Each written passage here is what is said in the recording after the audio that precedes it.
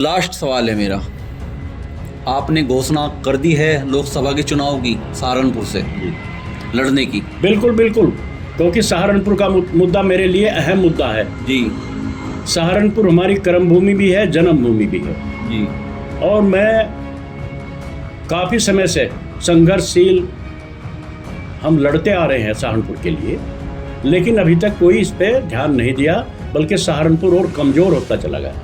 इसलिए अब सहारनपुर को डेवलप करने के लिए, अपनी आने वाली पीढ़ी के लिए, रोज़गार के लिए, उन्हें नौकरी दिलाने के लिए हम और कोई रास्ता हमारे सामने नहीं है।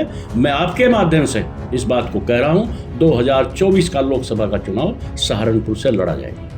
नमस्कार साथियों, इस वक्त हमारे साथ मौजूद है गुज्जर आर्मी के संस्थापक चौधरी वीरेंद्र सिंह गुज्जर और आज इनसे कुछ खास मुद्दों पर बातचीत करेंगे। सबसे पहले तो चौधरी साहब स्वागत है आपका। आपका भी वरिष्ठ जी बहुत बहुत धन्यवाद, बहुत बहुत स्वागत है। चौधरी साहब, पहले आप गुज्जर रेजिमेंट को लेकर जंतर मंतर पर गए, वहाँ पर धरना प्रदर्शन किया और फिर 83-84 दिन तक आपने अनशन किया। अब 2024 का चुनाव आने वाला है लोकसभा का, तो उसके बारे में भी कुछ विचार है आपका? कुछ करेंगे उसमें भी? बिल्कुल बिल्कुल, लोकसभा का चुनाव है जी, और चुनाव लड़ा जाएगा लोकसभा का जी क्योंकि जनपद सहारनपुर जी के लिए हमारी मांग थी पहले भी जी कि जनपद सहारनपुर को विशेष जनपद का दर्जा मिलना चाहिए, जी या फिर हमारे से अलग हुआ देहरादून हरिद्वार।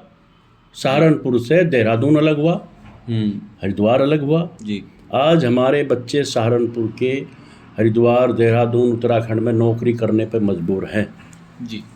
तो हम सरकार से मांग कर रहे थे, काफ़ी 84 दिन तक अनशन रहा। एक मुद्दा ये था हमारा कि सहारनपुर को विशेष जनपद का दर्जा दिया जाना चाहिए या फिर सहारनपुर को उत्तराखंड में मिला दिया जाए, क्योंकि हरिद्वार, देहरादून हमारा है। हम क्यों जाए 700 किलोमीटर लखनऊ या इलाहाबाद, क्यों जाए हम 800 किलोमीटर?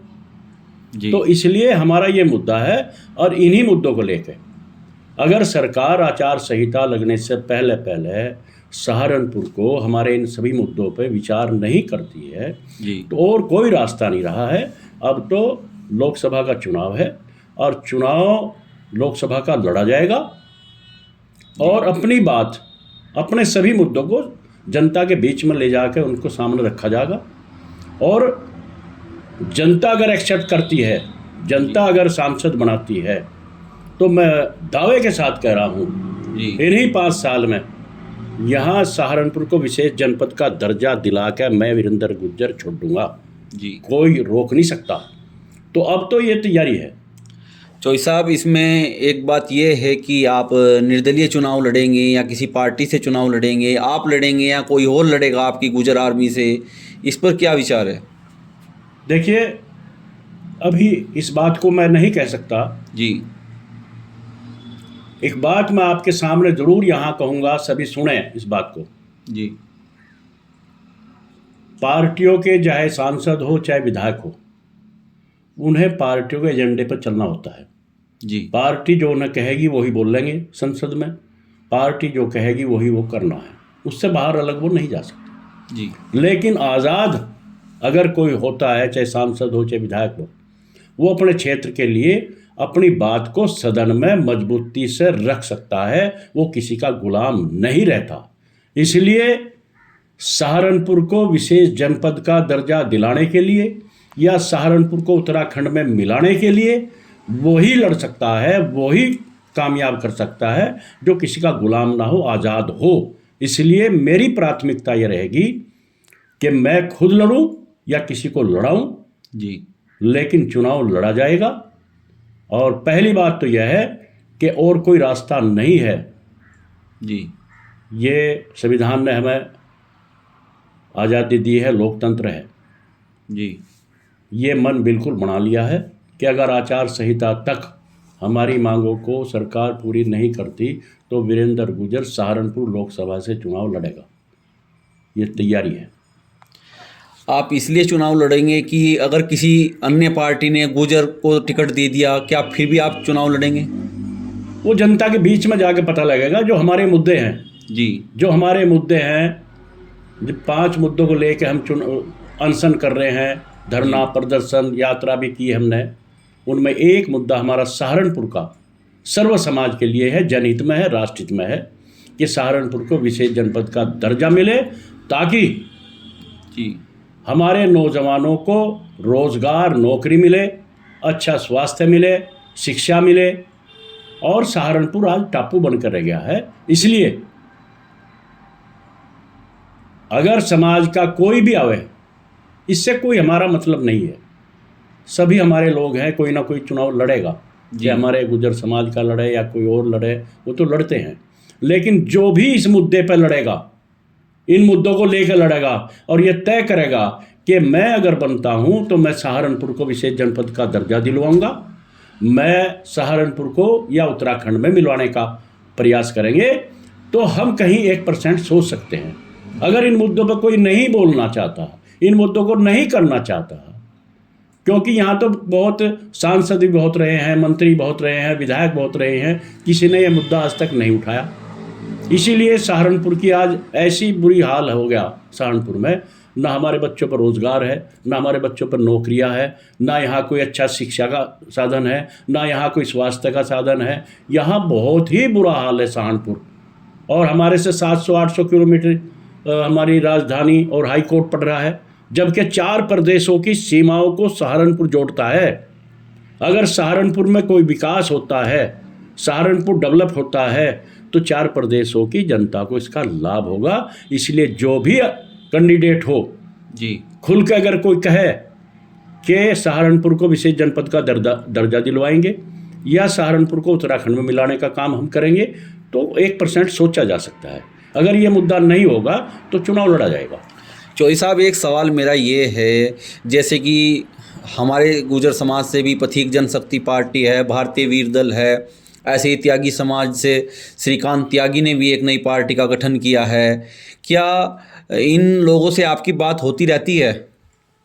नहीं, मेरे जब 84 दिन तक अनशन रहा है जी, वो लोग सभी आए हैं जिनका दर्द है, सभी लोग मेरे संपर्क में रहे हैं जी। लेकिन आज की स्थिति में यही मुद्दा निकल का है कि जिन जातियों का, जिन समुदायों का शोषण हुआ है,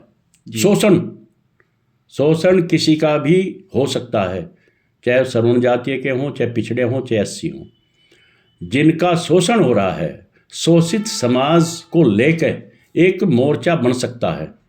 शोषित समाज को, जिनका शोषण किया गया है, उनका मोर्चा बन सकता है। और उस मोर्चे का मुख्य उद्देश्य होगा अपने क्षेत्र को डेवलप करना, क्षेत्र को विकासशील बनाना और अपने देश को मजबूती की तरफ सर्व समाज को इकट्ठा करके ले जाने का काम होना चाहिए। इस तरह का भी विचार चल रहा है, बहुत बातें हुई हैं, अब जल्दी ही इस पर निर्णय हो जाएगा। सिर्फ आचार संहिता तक का इंतजार है जी। अगर सरकार हमारी बातों पर गौर करती है तो बहुत अच्छी बात है, नहीं तो सब तैयारी है, मोर्चा भी बना सकते हैं। लेकिन हम अपने सहारनपुर को डेवलप करने के लिए, उन्हीं मुद्दों पे काम करने के लिए और कोई रास्ता नहीं है, क्योंकि धरना प्रदर्शन, जेल जाना, मुकदमे लगवाने, पदयात्रा करना, इसके साथ साथ हमें सदन में भी लड़ना पड़ेगा। ये हमने तय किया था जी, जिस दिन हमने अनशन खोला। हाँ जी, आप तो थे वहीं मौके पे जी और हमने तय किया था 21 जनवरी को हमने अनशन खोलने का काम किया था जी। और ये हमने तय किया था कि इस लड़ाई को सदन तक भी लड़ा जाएगा, हर स्तर पर इस लड़ाई को लड़ा जाएगा। और इसलिए लड़ने के लिए ये भी एक रास्ता है कि लोकसभा हो, विधानसभा हो, उनमें जाओ और अपनी बात को वहाँ रख के मनवाने का काम करना चाहिए। एक लास्ट सवाल है मेरा, आपने घोषणा कर दी है लोकसभा के चुनाव की सहारनपुर से लड़ने की? बिल्कुल बिल्कुल, क्योंकि सहारनपुर का मुद्दा मेरे लिए अहम मुद्दा है जी। सहारनपुर हमारी कर्मभूमि भी है, जन्मभूमि भी है जी। और मैं काफ़ी समय से संघर्षशील हम लड़ते आ रहे हैं सहारनपुर के लिए, लेकिन अभी तक कोई इस पे ध्यान नहीं दिया, बल्कि सहारनपुर और कमज़ोर होता चला गया। इसलिए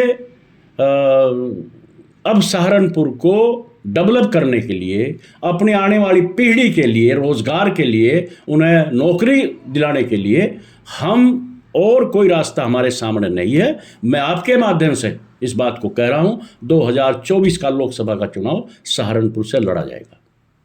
तो साथियों, ये थे गुजर आर्मी के संस्थापक चौधरी वीरेंद्र सिंह गुजर, जिन्होंने सहारनपुर लोकसभा से चुनाव लड़ने की अधिकतर घोषणा कर दी है, सिर्फ औपचारिकता ही बाकी है। साथियों, हम इसी प्रकार की वीडियो आपके सामने लाते रहते हैं। वीडियो अच्छी लगे तो लाइक करें, शेयर करें और सब्सक्राइब जरूर करें।